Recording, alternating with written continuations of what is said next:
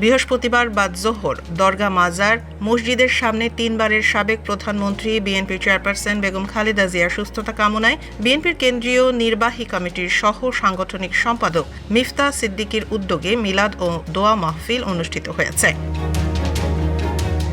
এতে উপস্থিত ছিলেন বিএনপির চেয়ারপারসনের উপদেষ্টা ও সিলেট 1 আসনের বিএনপি মনোনীত প্রার্থী খন্দকার আব্দুল মুক্তাদির, কেন্দ্রীয় বিএনপির ক্ষুদ্র ঋণ ও কুটির শিল্প বিষয়ক সহ সম্পাদক মুক্তিযোদ্ধা আব্দুর রাজ্জাক, সিলেট মহানগর বিএনপির ভারপ্রাপ্ত সভাপতি রেজাউল হাসান কায়েস লোদি ও সাধারণ সম্পাদক এমদাদ হোসেন চৌধুরী।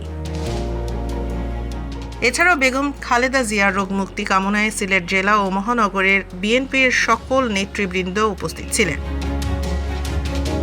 মিলাদ ও দোয়া মাহফিলের পরে অসহায় মানুষের মাঝে খাবার বিতরণ করেন বিএনপির কেন্দ্রীয় নির্বাহী কমিটির সহ সাংগঠনিক সম্পাদক মিফতা সিদ্দিকী।